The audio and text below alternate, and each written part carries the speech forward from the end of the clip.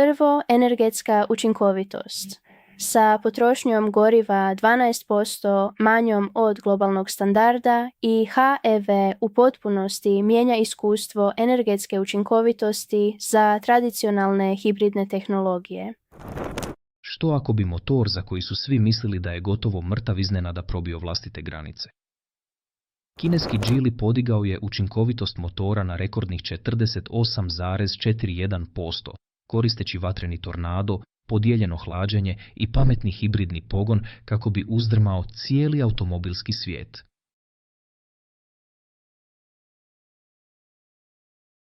Broj koji je probio zid motora. Dana 13. travnja 2026. Geely je objavio toplinsku učinkovitost od 48,41% i ta je brojka potresla automobilski svijet. Jednostavno rečeno, to znači da motor može iskoristiti mnogo veći dio energije goriva, umjesto da većinu troši kao toplinu, trenje ili gubitke u ispušnim plinovima. U običnom automobilu marki poput Toyote ili Volkswagena samo oko 30% energije goriva zapravo pokreće automobil. Ostatak se gubi. Desetljećima su inženjeri pokušavali smanjiti taj gubitak, ali čak su i najbolji serijski motori dosezali tek oko 41%.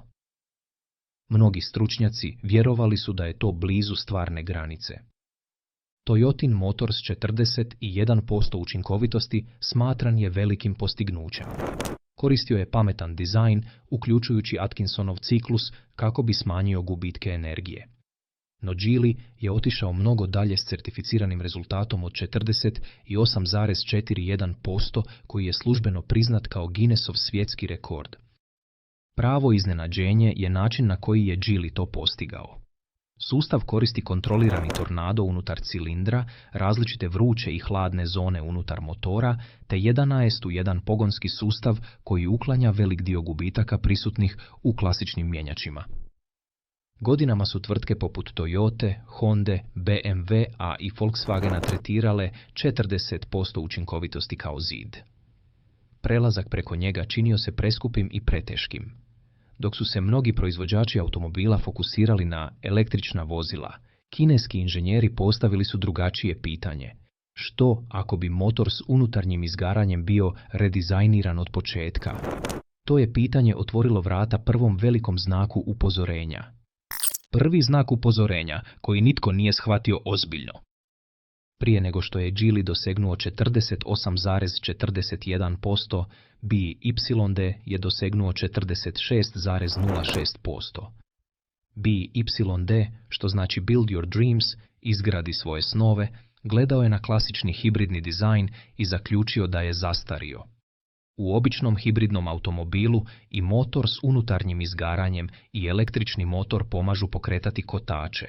Motor stalno mijenja brzinu ovisno o cesti, prometu, usponima i promjenama stupnjeva prijenosa.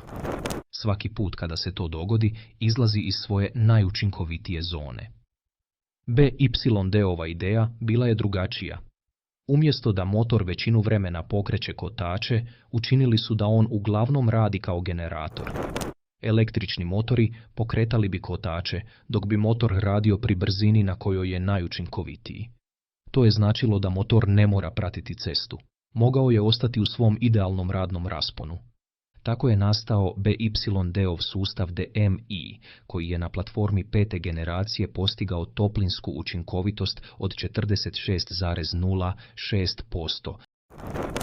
To je bio ogroman skok. Toyota je trebala oko 20 godina i milijarde dolara da prijeđe s 36% na 41%. BYD je napravio sličan iskorak u znatno kraćem vremenu, jednostavno promjenom cijelog pristupa. Mnogi tradicionalni proizvođači automobila primijetili su to postignuće, ali neki su ga tretirali kao regionalnu priču koja neće utjecati na globalno tržište. I ranije su radili slične pogreške kada su u pitanju japanski proizvođači automobila. No dok je industrija još pokušavala razumjeti BYD-ovih 46%, Geely je već radio na nečemu još većem. Tornado unutar motora. Geelyjev sustav i HEV nije samo poboljšao stari dizajn motora. On je promijenio način na koji se zrak i gorivo miješaju unutar cilindra. U običnom motoru zrak i gorivo ne miješaju se ravnomjerno. To je kao da ulijevate vrhnje u kavu bez miješanja. Neka područja postaju prebogata smjesom, dok su druga previše siromašna. Kad svjećica upali, plamen se polako širi kroz tu neravnomjernu smjesu. Dok se kreće, toplina počinje izlaziti u metalne stijenke motora. Do trenutka kada gorivo potpuno izgori, već je izgubljeno mnogo energije. To je jedan od glavnih razloga zašto motori teško prelaze 40% učinkovitosti. Geely je to riješio onim što naziva Windride Tornado sustav izgaranja, poznati kao vatreni tornado. Inženjeri su promijenili oblik i kut usisnih kanala tako da zrak ulazi u cilindar u brzom spiralnom vrtlogu. To stvara kontrolirani tornado unutar cilindra. Kad svjećica upali, smjesa goriva i zraka već je znatno bolje izmiješana.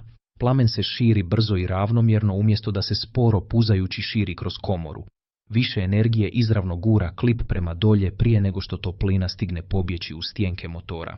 To znači čišće izgaranje, manje izgubljene topline, manje zagađenja i više korisne snage. No jače izgaranje stvara novi problem – detonaciju motora. To se događa kada se gorivo zapali prerano, prije nego što svjećica upali iskru. Može stvoriti nasilnu eksploziju koja oštećuje klipove i vrlo brzo uništava motor. Taj problem detonacije jedan je od razloga zašto su inženjeri toliko dugo bili zaglavljeni ispod 41%. Geelyjevo rješenje bilo je jednako pametno kao i sustav tornada.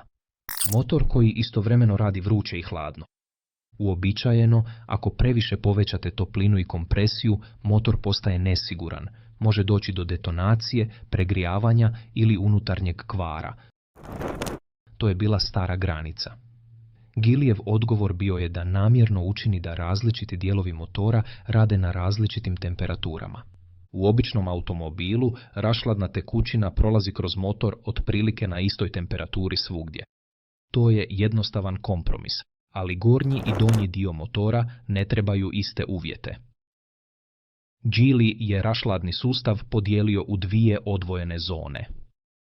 Glava cilindra, gdje se odvija izgaranje, održava se vrlo hladnom. Rašhladna tekućina brzo prolazi kroz to područje i uklanja toplinu čim se pojavi. To održava smjesu zraka hladnijom i gušćom prije paljenja, što pomaže spriječiti preranu detonaciju. Zbog toga, motor može sigurno raditi s puno višim stupnjem kompresije, što iz svakog izgaranja izvlači više energije. Istodobno, donji dio bloka motora održava se toplim. To može zvučati čudno, ali toplije ulje postaje rijeđe. Rijeđe ulje smanjuje trenje dok se klipovi kreću gore dolje tisućama puta u minuti.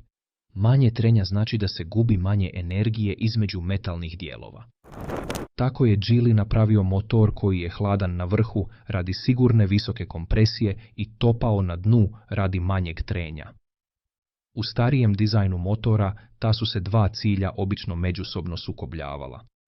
Geely je pronašao način da se oba ostvare u istom motoru. Električna vodena pumpa upravlja sustavom tako što provjerava uvjete motora više puta svake sekunde i trenutno prilagođava protok rašhladne tekućine.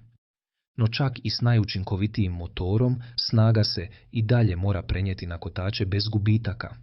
Upravo tu dolazi sljedeća velika Geelyjeva promjena. Bacanje mjenjača u smeće.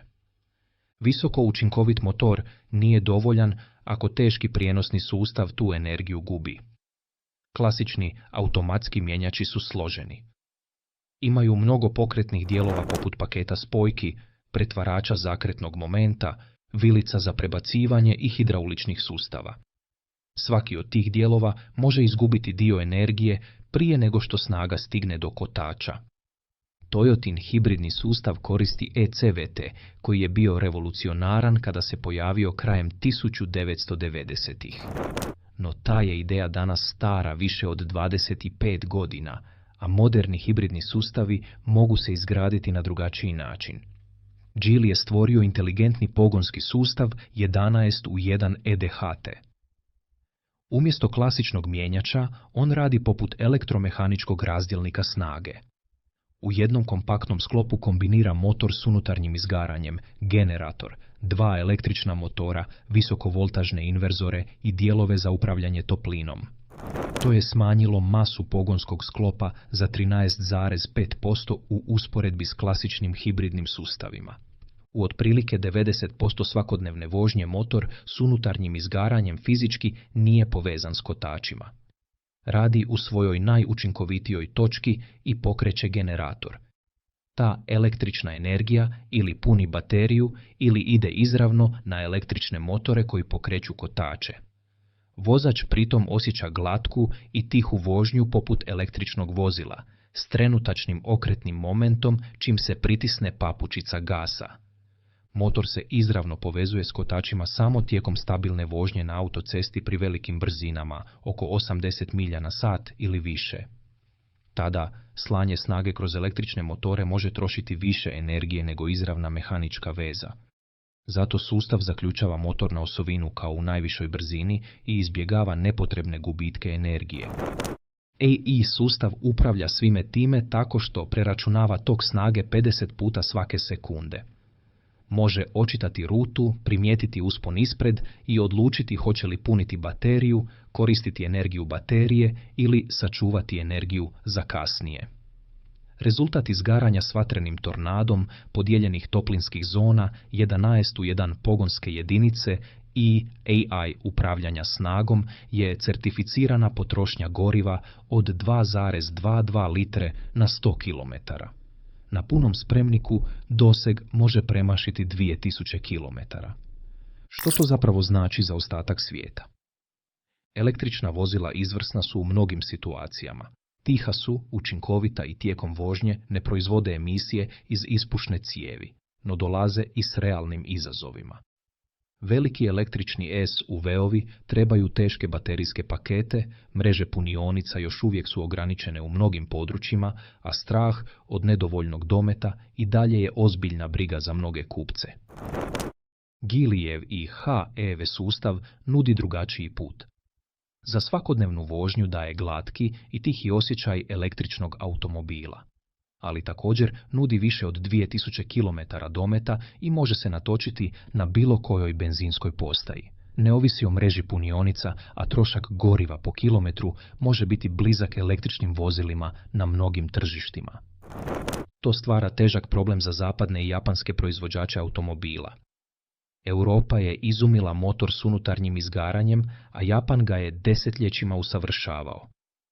No sada rekord učinkovitosti pripada kineskoj tvrtki koja prije 15 godina nije imala značajniju globalnu prisutnost. Smanjiti tu razliku neće biti lako. Trebat će novo inženjerstvo, nova istraživanja i drugačiji način razmišljanja. Za potrošače je ova konkurencija dobra vijest. Kada se tvrtke ovako snažno natječu u inženjerstvu, tehnologija napreduje, a cijene s vremenom mogu pasti.